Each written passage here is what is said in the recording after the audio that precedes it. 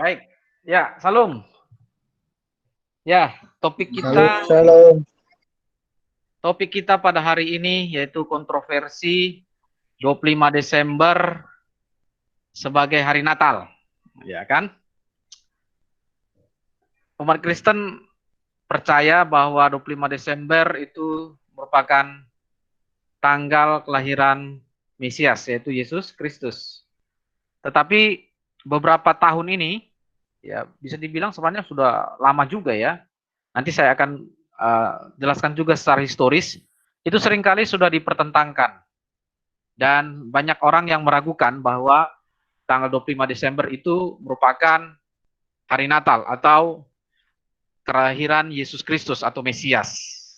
Sehingga kita juga bisa lihat bahwa ada beberapa aliran-aliran gereja itu yang menolak bahwa 25 Desember sebagai hari Natal. Ya, ada beberapa gereja, saya tidak perlu sebutkan ya namanya, menyebut bahwa bulan Juni atau Maret sampai Juni itu hari Natal. Ada juga beberapa yang percaya bulan September. Dan bahkan ada yang gereja, gereja ini ya, bukan saksi Yehova, gereja yang memang tidak mau merayakan hari Natal. Ya, ada. Dan saya tidak perlu menyebutkan namanya juga. Dan itu ada di sekeliling kita. Mereka tidak mau merayakan hari Natal karena bagi mereka hari raya Natal itu, tanggal 25 Desember itu merupakan hari lahirnya Dewa Matahari. Nah, oleh sebab itu, ini sengaja saya angkat topiknya, karena apa? Karena ini saya juga bergumul keras tentang topik ini. Sehingga saya mencoba untuk belajar-belajar, mencari sumber-sumber, ya ini karena ini harus dituntaskan. Ya, sehingga nanti kita memiliki pertanggungjawaban, dan kita dapat menjelaskannya kepada orang lain. Sehingga apa yang kita percayai itu dapat kita jelaskan. Ya, baik, kita akan mulai. Tanggal berapa Yesus lahir? Ya, tentunya bukan hanya tanggalnya, tetapi bulannya juga. Ya.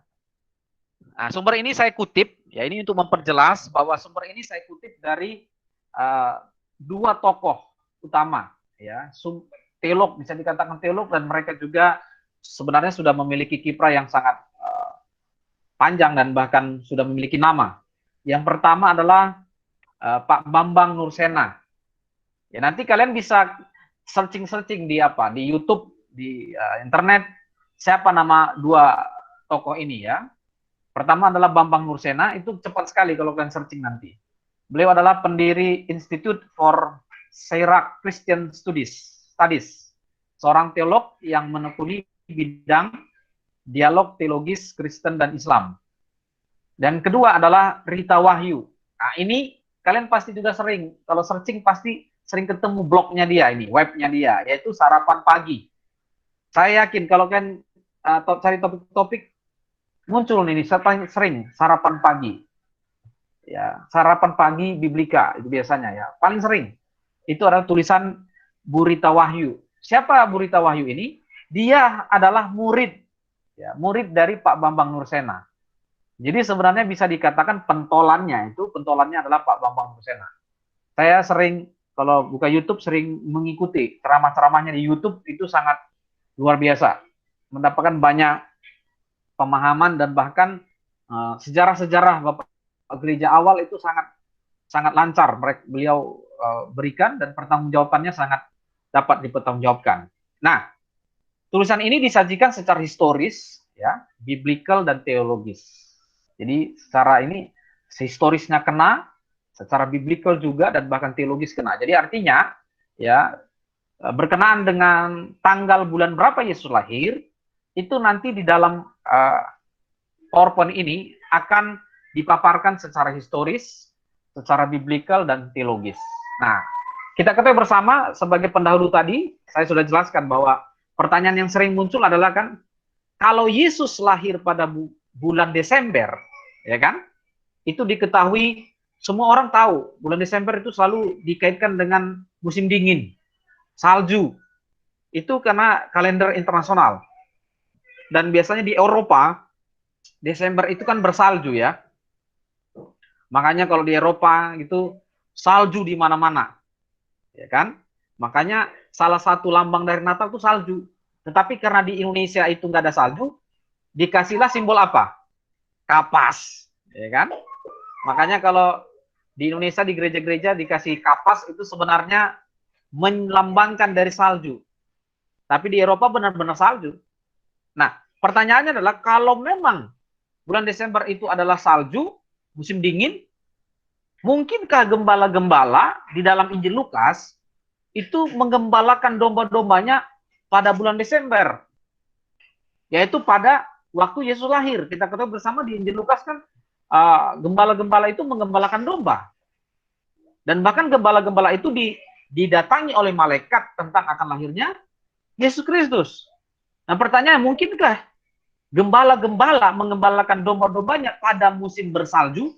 Nah ini sering sekali menjadi semacam tesis yang membuat orang ragu bahwa 25 Desember itu adalah hari kelahiran Yesus. Nah pada tahun 1743, seorang teolog Jerman bernama Paul Ernst Jablonski, seorang teolog Jerman, mengemukakan teori bahwa tanggal 25 Desember adalah perayaan lahirnya Dewa Matahari. Saya yakin beberapa kalian pernah dengar juga itu. Ya, mungkin nama teolog ini nggak pernah kalian dengar, tetapi tesis ini pasti kalian sering dengar. 25 Desember itu hari lahirnya Dewa Matahari.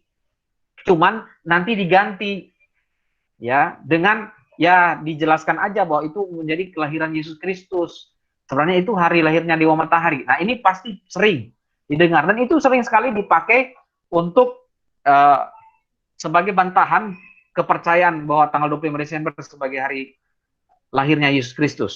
Ya, Dewa Matahari yang tak terkalahkan itu disebut sebagai Natalis Sol Invicti.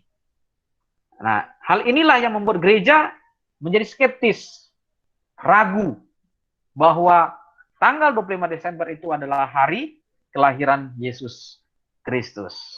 Ya, baik.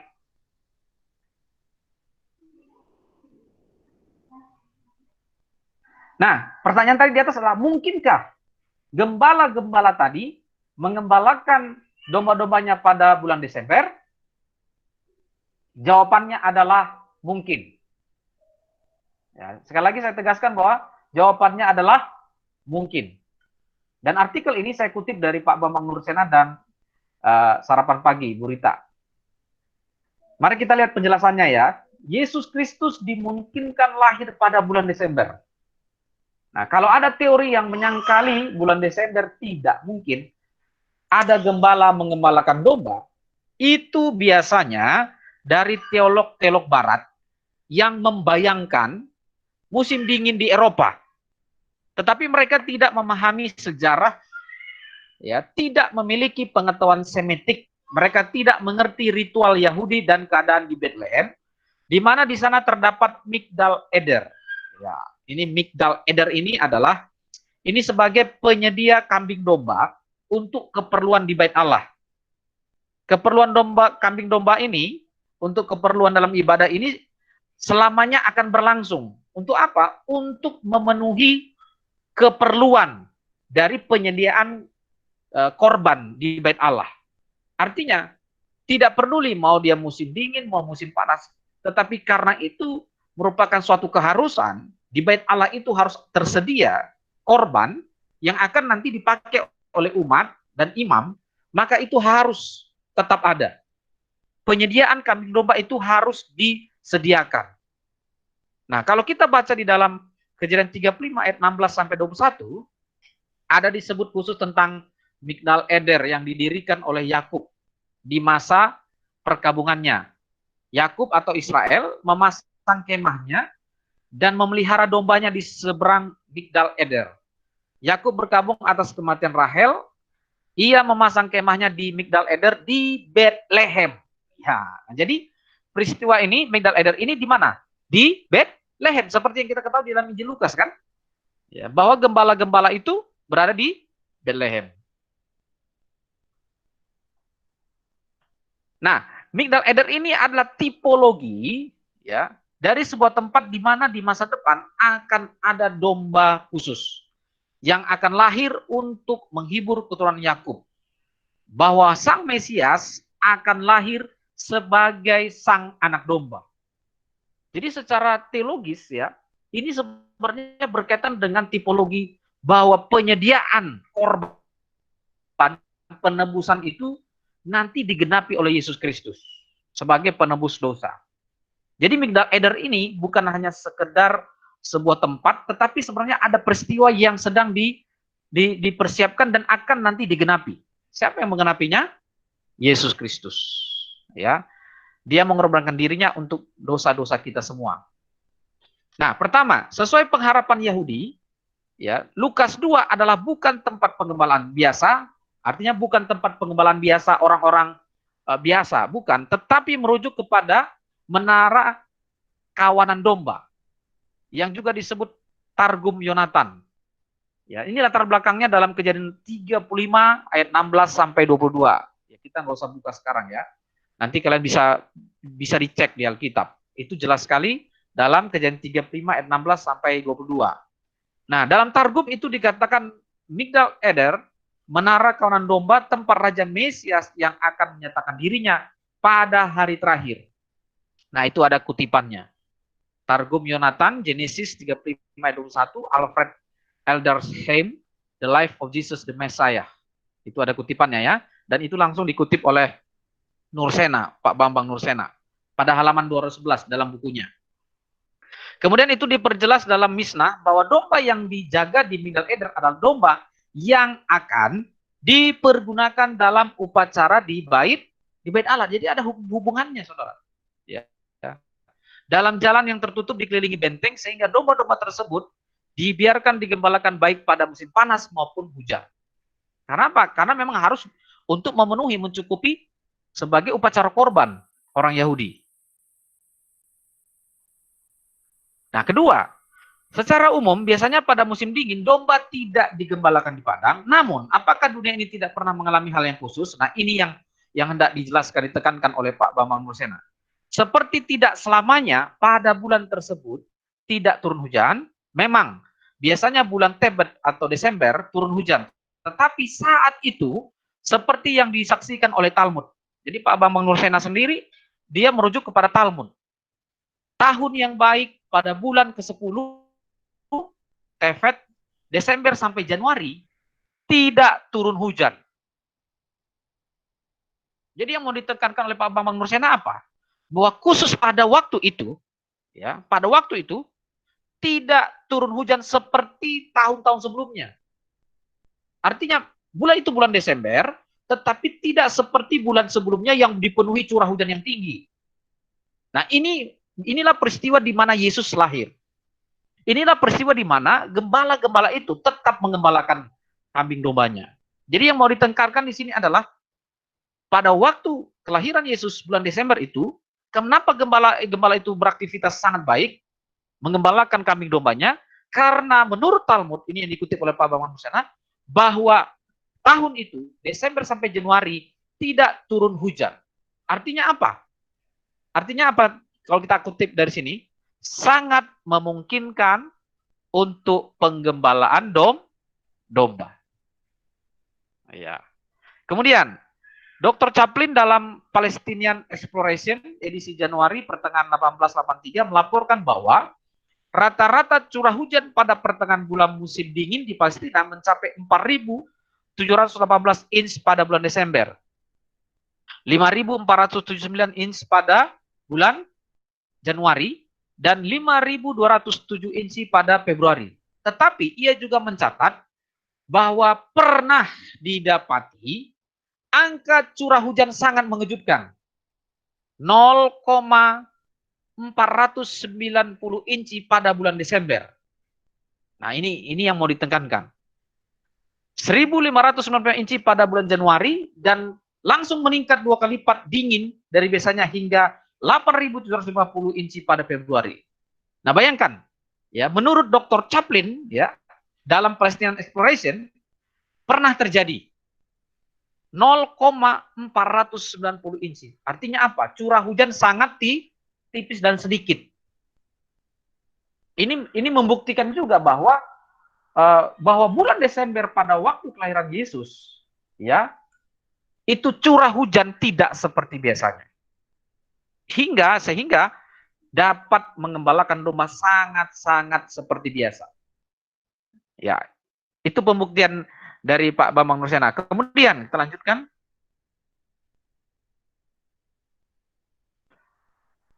Nah, kemudian kita kembali ke Migdal Eder. Ini didirikan oleh Yakub ya pada masa perkabungannya. Yakub memasang kemahnya dan memelihara dombanya di seberang Migdal Eder.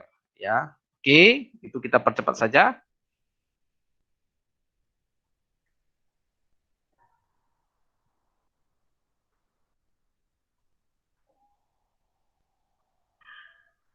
Oke, kemudian subtopiknya adalah Natal adalah penggenapan perayaan Hanukkah yang diperingati setiap 25 Kislev.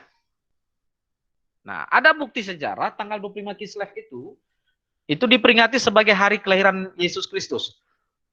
Natal adalah penggenapan perayaan Hanukkah yang diperingati setiap 25 Kislev. Nah, kepercayaan ini selama ini bisa dikatakan belum terlalu ada orang yang sangat kuat memegangnya. Padahal sebenarnya ada buktinya. Jadi Pak Nursena hendak berkata bahwa sebenarnya ini dapat dipertanggungjawabkan. Ya. Nah, bukti sejarah yang otentik yang disodorkan beliau adalah apa? Yaitu dokumen Koptik Didaskalia Apostolorum. Ya, tahun 189 Masehi. 189 Masehi berarti kalau kita mundur ke Yesus yang berusia matinya ya 33 tahun, berarti nggak terlalu jauh. Ya, hanya sekitar 160 tahun lalu. Kalau 160 tahun yang lalu kan masih bisa dapat direka. Sama seperti kita kalau misalnya tahun 1928 ya kan hari lahirnya pemuda kan, Sumpah Pemuda itu masih dapat direka dan bukti sejarahnya masih dapat ditelusuri. Nah, artinya apa? Bahwa dokumen Koptik Didaskalia Apostolorum ini masih sangat dekat dengan gereja awal, gereja mula-mula, sehingga dapat dipertanggungjawabkan dokumen ini. Nah, dokumen ini, Koptik ini, sudah memuat tentang penetapan Natal sebagai tanggal 25 bulan Ibrani ke-9, ya, atau yang disebut Kislev, atau tanggal 29 bulan Mesir. Jadi kalau di Ibrani, bulan Ibrani ke-9, tetapi kalau di Mesir itu bulan ke-4. Nah, artinya apa? Artinya adalah apa yang dituduhkan tadi oleh teolog Jerman tadi, itu dia cetuskan tesisnya dia, penolakannya dia tahun berapa? Tahun 1700 sekian kan? Ya, bisa dikatakan sudah hampir abad ke-18, 1700 sekian. Nah, sedangkan bayangkan saja loh, dokumen gereja awal Koptik Didaskalia itu tahun 189. Artinya abad kedua. Mendekati abad kedua, itu sudah mencatat bahwa Natal itu tanggal 25 Desember. Artinya apa? Bahwa apa yang dikatakan oleh teolog Jerman tadi, itu sebenarnya tidak dapat dipertanggungjawabkan. Ya. Nah, tema Hanukkah juga ditentang datangnya terang. Ya, kita ketahui bahwa Hanukkah itu adalah tentang datangnya terang, itu mengusir kegelapan. Ya, seperti lagu Hanukkah, ya ini konteks apa ya? Yahudi, Banu Kosek Legares. Tuhan Yesus menghadiri perayaan Hanukkah atau penahbisan Bait Allah itu di dalam Yohanes 10 ayat 22. Jadi Tuhan Yesus ya bersabda menjelang kehadirannya di perayaan Hanukkah, akulah terang dunia. Makanya sangat terkenal ini kan perkataan Yesus kan, akulah terang dunia di dalam Yohanes 8 ayat 12. Nah, ini bukan hal yang biasa saja, tetapi karena itu memperingati hari perayaan Hanukkah, hari terang. Kenapa? Yesus adalah terang. Yesus adalah terang itu sendiri. Jadi Yesus menggenapi perayaan orang Yahudi. Nah, pemahaman ini bukan tanpa bukti bahwa pada tahun 5 sebelum Masehi, ya, tanggal 25 Desember terjadi pada tanggal Yahudi 25 bulan Kislev.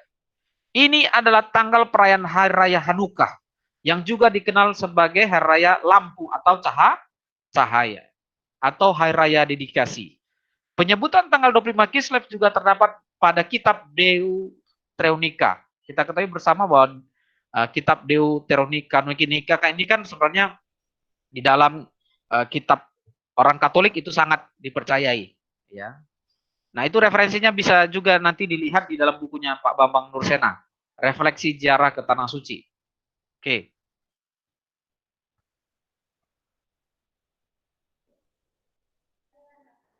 Nah, bagaimana dapat dihitung tanggal dan bulannya?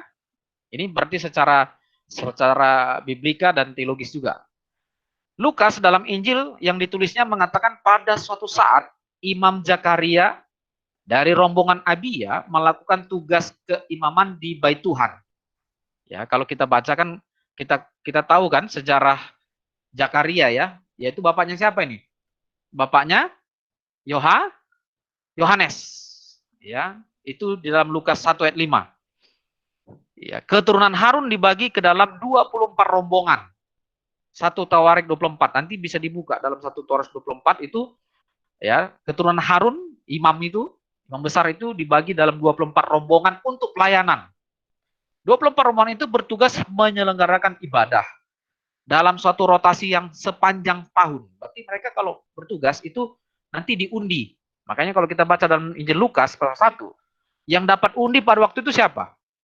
Yaitu Zakaria. Yaitu dia berasal dari rombongan Abia. Dialah yang masuk ke dalam ruang maha kudus. 24 rombongan itu bertugas untuk menyelenggarakan ibadah. Ya, setiap rombongan imam ya melayani 1 minggu di bait Allah. Ya, 1 minggu di bait Allah. Ada berapa rombongan tadi? 24 rombongan. Jadi 2 kali setahun. Rombongan Abia melayani di giliran ke-8 dan ke-32 dalam siklusnya. Ya, dapat 2 kali dia giliran.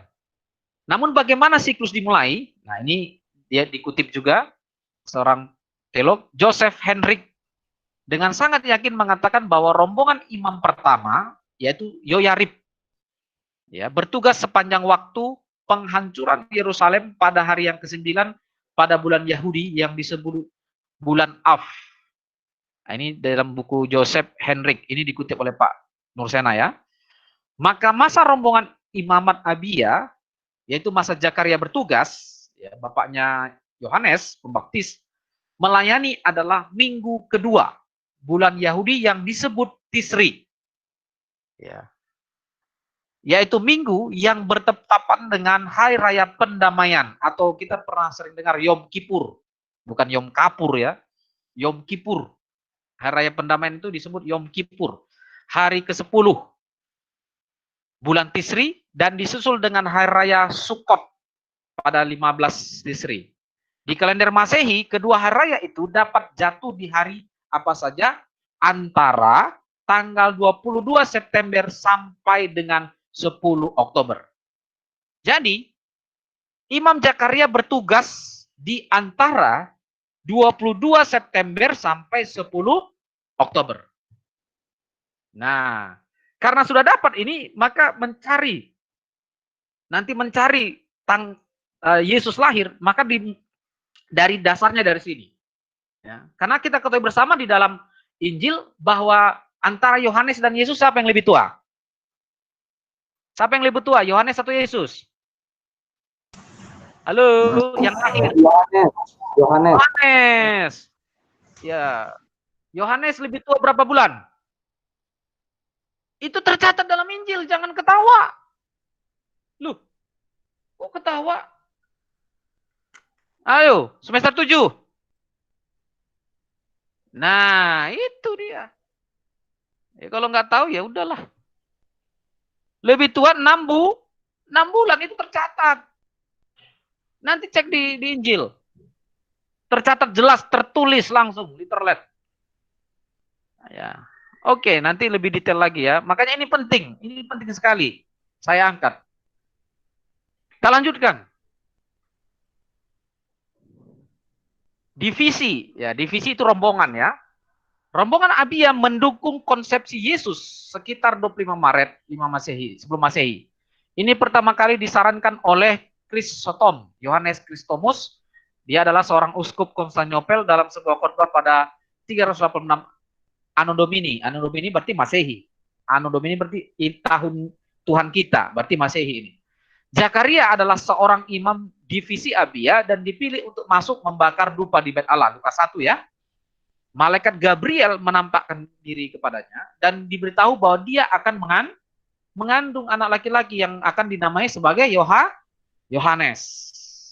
Imam Zakaria kemungkinan melayani selama hari raya Pondok Daun, divisinya melayani tanggal 3 sampai 10 Oktober. Ya, 3 sampai 10 Oktober. Dari tanggal 6 sebelum Masehi. Kok tanggal 6 sebelum Masehi, Pak? Nah, ini ada nanti lagi penjelasannya. Jadi ada orang berpendapat bahwa tanggal 1 Masehi ya adalah disitulah Yesus lahir. Ternyata ada beberapa bukti-bukti sejarah ternyata tidak tepat tanggal 1 itu. Diperkirakan tanggal 6 sebelum Masehi. Ya, tapi topik ini saya nggak bahas sekarang karena nanti terlalu melebar. Nanti mungkin topik berikutnya. Oke. Bergegas pulang, putranya Yohanes Pembaptis akan segera dikandung. Waktu kehamilan Elizabeth dan kabar sukacita kemudian jatuh sekitar tanggal 25 Maret 5 sebelum Masehi yang mengarah ke tanggal kelahiran Yesus pada tanggal 25 Desember. Jadi diperkirakan tanggal 25 Maret lah kelahiran dari Yohanes Pembaptis. Ya, kita lanjutkan.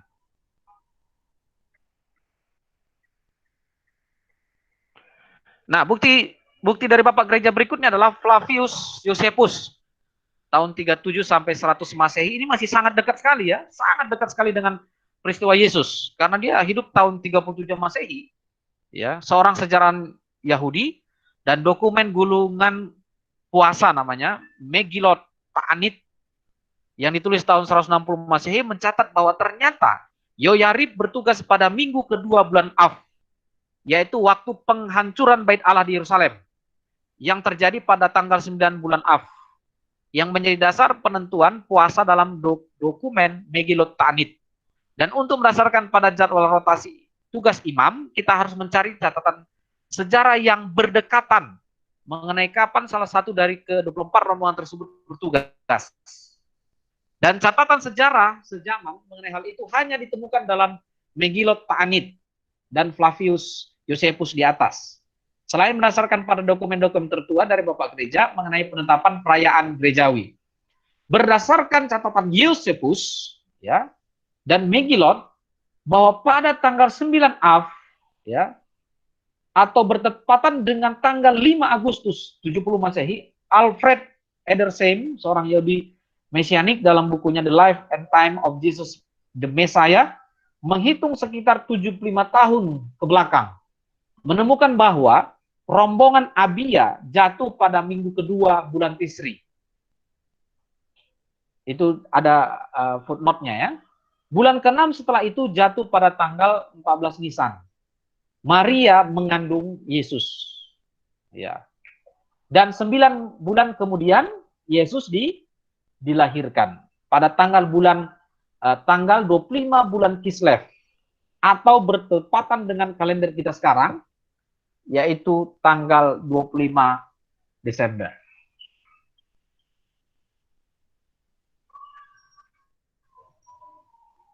Nah, selanjutnya kalau malaikat Gabriel menemui Maria untuk memberitahukan kelahiran Yesus 6 bulan sesudah itu. Ya, sesudah apa? Sesudah peristiwa tentang Elizabeth, ya, Lukas 1 ayat 26. Maka ditemukan bahwa Maria mulai mengandung Yesus pada tanggal 14 Nisan. Yang sejajar dengan kalender kita yaitu 22 Maret. 20 Maret ya. Nah, fakta bahwa Annunciatio Christi ya, kabar gembira kepada Maria itu terjadi pada tanggal 22 Maret. Itu sudah dicatat oleh para bapak gereja paling awal, yaitu Irenaeus tahun 130 sampai 202 Masehi, Hippolytus tahun 170 sampai 235 Masehi, dan Sextus Iulius Afrianus 120 sampai 240 Masehi. Tanggal kelahiran Yesus Kristus dapat dihitung di sini. 9 bulan setelah 25 Maret. Ya, 9 bulan setelah 20 Maret akan jatuh pada tanggal 25 Desember. Demikian catatan sejarah dalam garis besar yang menjadi dasar bagi bapak-bapak gereja kuno untuk menghitung jatuhnya perayaan-perayaan gerejawi. Nah, ini bukti sejarah. Bapak-bapak gereja sudah mencatatnya pada awal sekali ya. Jauh sebelum teolog Jerman tadi mengeluarkan tesisnya atau pandangannya. Nah, ini timeline-nya, timeline itu pembatasan waktu-waktunya. Nah, ada bulan Ibrani Tisri, itu diperkirakan antara September dan Oktober. Ya. Dan kalau diperkirakan dengan peristiwanya historisnya adalah berdirinya kota Roma. Kalau kalender Ibrani tahun 3756. Karena kita ketahui bersama bahwa kalender Ibrani beda ya dengan kalender kita. Karena tahun Ibrani itu lebih jauh mundur ke belakang. Zakaria melakukan tugas keimaman di Bait Allah dalam rombongan Abia. Lukas 1, 5-9. Dan malaikat mengatakan kepada Zakaria mengenai kelahiran Yohanes Pembaptis. Lukas 1 ayat 11-15. Kemudian bulan Ibrani Adar 1 dan 2 yaitu Februari sampai Maret. Ya. Nah, ini diperkirakan setelah berdirinya kota Roma. Jadi ini memang dicoba untuk disejajarkan dengan historis sejarah yang ada. Kita ketahui bersama bahwa sejarah yang paling kuat pada waktu itu adalah sejarah Romawi. Makanya itu dicoba disejajarkan. Itu pada abad kelima sebelum Masehi, Roman year dalam konversi kalender Gregorian tahun 3757 kalender Ibrani. Inilah bulan kelima Elizabeth, istri Zakaria, mengandung. Nah, ini jadi sangat jelas sekali nih. Yaitu dalam Lukas 1 ayat 24. Nah, kemudian bulan Ibrani Nisan, yaitu Maret sampai April. Ini setelah berdirinya kota Roma. Pada bulan ke-6, ini masa kehamilan Elizabeth. Nah, kita ketahui bersama kan, itu jelas dalam Injil Lukas 1, itu jelas sekali. Pada bulan ke-6 masa kehamilan Elizabeth, Allah mengutus malaikat Gabriel ke Nazaret. Ya, kepada seorang perawan yang sedang bertunangan dengan Yusuf dari keturunan Daud. Lukas 1 ayat 26-36. Dan Maria tinggal bersama Elizabeth selama 3 bulan ke depan sampai genap 9 bulan waktu Elizabeth untuk melahirkan Yohanes Pembaptis. Dan itu tercatat dalam Lukas 1 ayat 56 sampai 57. Ini secara biblical sekali ini. Benar-benar literal. Ya. Nah, bulan Ibrani Kislev itu kalau kalender kita itu jatuhnya adalah Desember sampai Januari. Tahun 749 Auk itu nggak usah kita ini, yaitu abad kelima sebelum Masehi pada Roman. Gregorian, kalender Gregorian tahun 3257. Nah, setelah genap sekitar 9 bulan, Maria mengandung, dan saat di mana dia melahirkan Sang Mesias, yaitu Yesus Kristus, pada tanggal 25 Kislev yang jatuh bertepatan dengan 25 Desember. Yaitu tahun bulan Kislev. Jadi ini benar-benar sangat dihitung secara teliti ini oleh para historian ini, para ahli sejarah. Yaitu umat Yahudi sedang memperingati Hanukkah. Ini pas sekali juga secara teologis. Jadi pada waktu itu pas tahun Ibrani Kislev, kalau tahun sekarang bulannya sekarang disebut Desember, dan itu pas sedang memperingati hari raya Hanukkah. Seperti yang saya sudah jelaskan tadi dalam Injil Yohanes, bahwa Yesus menghadiri hari raya Hanukkah, dan Yesus katakan apa? Akulah terang. Yesus katakan akulah terang dalam Injil Yohanes. Sangat berkaitan erat sekali. Nah, ini tahun-tahunnya. Apakah bisa kelihatan? Ya, kalian harus dekat begini. Kalau dekat bisa dilihat kok. Bisa. Ya, itu ada pembagian bulannya, terus nama para pembuangan, nama pasca pembuangan, ya, tadi nama para pembuangan, terus pasca pembuangan, terus acuan Alkitabnya juga lengkap itu. Ya, terus kesamaan modern. Ya, yang lainnya coba di mute, minta tolong. Tolong di mute teman-teman, halo. Ya. Itu ada acuan Alkitabnya. Terus ada kesamaan modern. Kesamaan modern maksudnya ini bulan sekarang. Ya, bulan sekarang itu. Itu disandingkan. Terus ada juga musimnya yang dipaparkan di situ. Ini saya kutip juga dari Pak Bambang Nursena dan Bu Rita ya. Jadi bukan saya yang menemukan ini, memang saya nggak bisa menemukan ini karena saya bukan ahli sejarah. Tetapi saya harus mengutip sumber yang dapat dipercaya. Nah kemudian disandingkan juga dengan hari raya yang terjadi pada bulan itu. Ya kita lihat di situ ada Abib, ya bulan Abib itu pasca pembuangan namanya secara dengan Nisan. Ya, kesamaan modern namanya bulan Maret sampai April. Itu adalah musim semi. Ya, terus harayanya apa? Paskah, roti tak beragi, buah sulung. Terus bulan Siu, ya, sama dengan pasca pembuangan Iyar, ya, 1 Raja-Raja 6 bisa dilihat April sampai Mei. Terus musimnya juga musim kering dimulai. Itu Paskah yang kemudian dalam bilangan. Kemudian Siwan dalam Ester 8 ayat 9 itu setara dengan Mei sampai Juni. Itu musimnya adalah buah pertama mulai matang. Itu hari raya Pentakosta, Imamat 23. Kemudian Tamus, ya, Yeskil 8 ayat 14, itu Juni sampai Juli, panen buah anggur. Ya, kemudian ada Ab, Juli sampai Agustus panen zaitun. Elul, Nehemia 6 ayat 15, itu bulan Agustus sampai September. Kurma dan ara musim panas. Etanim, ya, itu Tisri, ya, Raja 82 September sampai Oktober hujan awal dan haranya menip serunai, hari pendamaian, pendok daun, pertemuan kudus. Kemudian ada Bul, ya, Maher Sion, 1 Raja 6 ayat 38, ayat Alkitabnya ada, dasarnya ada. Oktober sampai November itu musim membajak, buah musim dingin. Ya, kemudian Kislev, nah ini, ya, Kislev itu dalam Nehemia 1 ayat 1. Ya, itu bulan kesamaan sekarang ini adalah bulan November sampai Desember itu menabur. Ya. Tanggal 25 pentahbisan bait Allah. Itu dalam kitab Yohanes 10 ayat 22 dan 1 Makabe 4 ayat 52. Dan seterusnya ke bawah lagi ya. Nah, ini dicoba untuk disengaja dicocokkan dengan pra pembuangan, terus pasca pembuangan, terus acuan Alkitabnya, terus kesamaan pada bulan sekarang ini. Nah, ini sangat klop sekali.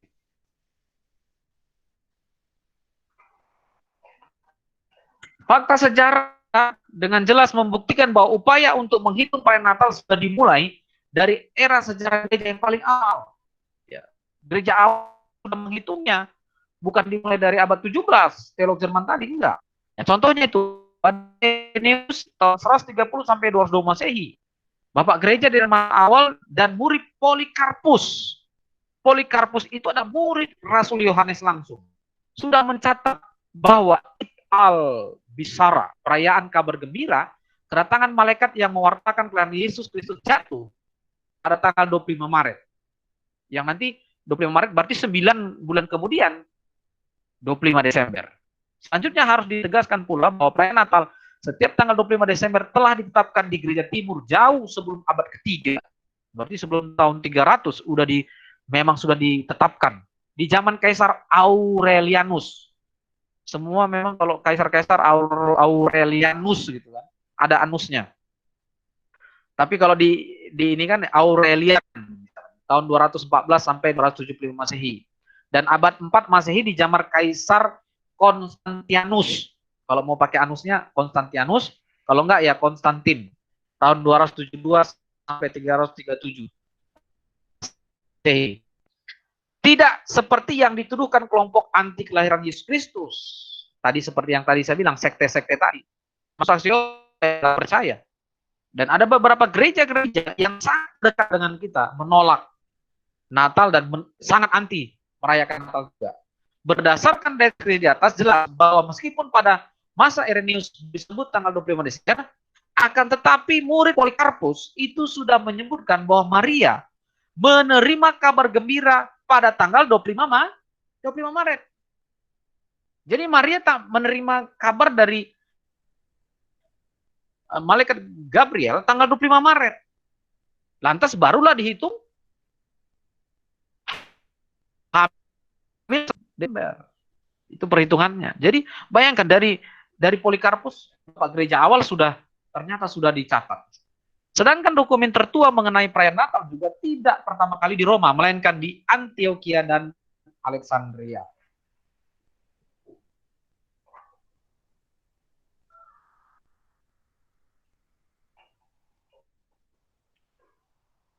Kemudian Martepilus, patriark gereja ortodoks Syria di Antioquia antara tahun 168 sampai 183 Masehi dalam pernyataan yang terkenal mengenai penetapan perayaan Natal mengatakan kita harus merayakan hari kelahiran Tuhan kita setiap tanggal 25 Desember jatuh pada hari apapun.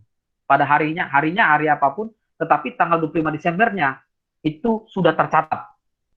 Bayangkan loh, tahun 168 Masehi itu benar-benar abad gereja mula-mula sudah menetapkan demikian.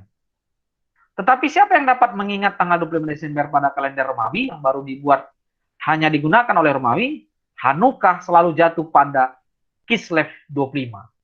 Dan pada 5 sebelum Masehi hari itu bertepatan dengan 25 Desember. Yusuf dan Maria akan mengingat. Oke, ya. Itu kita lanjutkan. Nah, ini juga perhitungan bulan. Nah, itu yang di blok biru itu, ya. Itu adalah Feast of Dedication, Hanukkah, Kislev tanggal 25. Dan bulan sekarang disebut sebagai 25 Desember. Itu ya.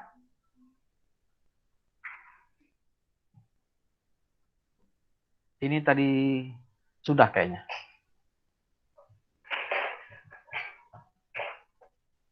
Oke, dalam Injil Lukas bahwa Elizabeth mengandung beberapa saat setelah masa pelayanan Zakaria. Maka konsepsi Yohanes Pembaptis dapat terjadi sekitar September, sehingga perhitungan 40 hari minggu setelahnya menempati kelahiran Yohanes Pembaptis di akhir Juni, menunggukan peran gereja Katolik tentang kelahiran Santo Yohanes Pembaptis. Tanggal 20 Juni seharusnya dikatakan bahwa sesaat setelah perawan Maria mengandung Kristus, ia pergi untuk mengunjungi Elizabeth yang sedang mengandung di bulan yang ke-6. Artinya, Yohanes Pembaptis 6 bulan tua daripada Yesus Kristus, 6 bulan. Lihat di dalam Injil Lukas 1 ayat 24 sampai 27 dan 36. Jika 6 bulan ditambahkan kepada 24 Juni, maka diperoleh 24 sampai 25 Desember hari kelahiran Yesus Kristus. Jika tanggal 25 Desember dikurangi 9 bulan, diperoleh hari peringatan kabar gembira, yaitu tanggal 25 Maret. Jika Yohanes Pembaptis dikandung setelah Yom Kippur, maka tepatlah penanggalan gereja, yaitu bahwa kelahiran Yesus jatuh sekitar tanggal 25 Desember. Jadi perhitungan yang sangat akurat sekali. Hingga saya juga ingin membagikan kepada kita semua, supaya kita juga semakin teguh bahwa memang benar tanggal 25 Desember hari kelahiran Yesus Kristus, yaitu Natal. Kemudian Santo Hippolytus dari Roma tahun 170 sampai 235 Masehi, ya, pentobat yang dulunya seorang anti-paus pada masa pengembalaan Paus Santo Geprinius, Paus Santo Callistus I, Paus Santo Urbanus I, dan Paus Santo Pontianus, secara eksplisit juga menyatakan bahwa Yesus Kristus lahir pada tanggal 25 Desember. Untuk kedatangan pertama Tuhan kita dalam daging terjadi ketika ia lahir di Bethlehem, 8 days before the calendar of January. Nah, itu dia. Pernyataannya begitu. Pernyataan Santo Hippolytus adalah 8 days, 8 hari sebelum kalender Januari. 8 hari sebelum Januari tanggal berapa? 25 Desember. Ya. Dia katakan bahwa hari keempat Rabu. Ya, menurut dia dalam minggu ketiga Agustus Kaisar Romawi dalam 40 tahun pemerintahan, tetapi dari Adam 5.500 tahun. Oke, itu menurut Santo Hippolytus. Oke, kesimpulan. Jadi berdasarkan sejarah atau historis, biblikal dan teologis yang tadi sudah saya jelaskan, berdasarkan sumber tentunya, ini bukan berdasarkan dari saya sendiri, tapi berdasarkan sumber, tanpa ragu dapat disimpulkan bahwa tanggal 25 Desember merupakan peristiwa kelahiran Mesias, Yesus Kristus, melalui rahim Maria perawan. Ajaran yang menentang hal ini biasanya tidak memahami sejarah gereja dan ajaran Bapak Gereja dengan baik, seperti yang dijelaskan oleh Pak Bambang Nurusena. Jadi saya juga secara pribadi setelah belajar berusaha untuk memahami dari secara historitas biblikal tadi apa yang sudah ada di YouTube Pak Bambang Nurusena, Bu Rita juga, nanti kalian bisa ya, kalian pelajari lagi. Ya, karena apa? Karena kita kan sangat terbatas dokumen-dokumen itu. Tapi Pak Bambang Nurusena karena memang beliau memiliki kemampuan yang luar biasa, karena beliau memang sirak interstudy, jadi banyak hal yang kita bisa dapatkan dari beliau. Dan kita harus uji.